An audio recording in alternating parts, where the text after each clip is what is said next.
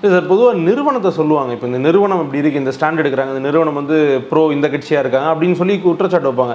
But பர்டிகுலராக ஒரு person எனக்கு தெரிஞ்சு திரு கரு பழனியப்பன் அவர்கள் தான் பின் பாயிண்ட் பண்ணுறாரு. முதல்ல வேற ஒரு நிகழ்ச்சியில் சொல்கிறாரு.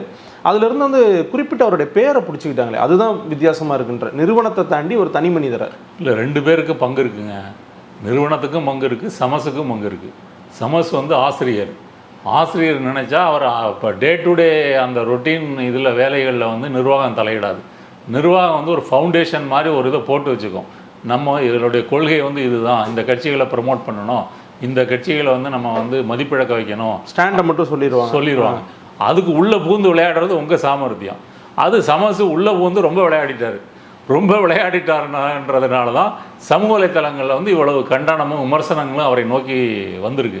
இப்போன்னு இல்லைங்க, சமசு நீங்கள் வந்து அந்த ஹிந்து தமிழ் திசையில் வேலை பார்த்ததாக இருக்கட்டும், அப்போ இருந்தே பார்த்தீங்கன்னா அவருடைய நடுப்பக்க கட்டுரைகள் எல்லாமே வந்து அவரை தன்னை முன்னிறுத்தி கொள்வதாக இருக்கும்.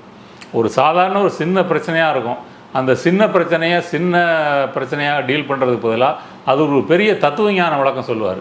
இப்போ விஜய் பிரச்சனைக்கு என்ன சொல்கிறாரு, 41 பேர் இறந்து போனதுக்கு இது நமக்கு மீடியாக்களுக்கு குற்றம் இல்லையா, பொதுமக்களுக்கு குற்றம் இல்லையா, எந்த பிரச்சனை நடந்தாலும் பொதுமக்களுக்கு இதில் பங்கு இல்லையா, இப்படி தான் அவர் வந்து கேட்பார்.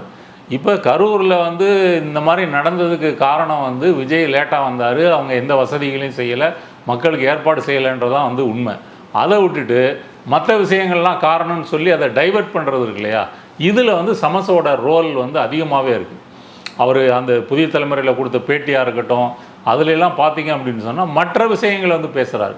மற்ற விஷயங்கள்லாம் இதற்கு வந்து நேரடியாக காரணம் இல்லை, அப்படியே காரணம்னு வச்சுக்கிட்டா கூட அது 9வது காரணம் 10வது காரணத்தில் தான் இருக்குது. முதல் 5 காரணங்கள் யார்?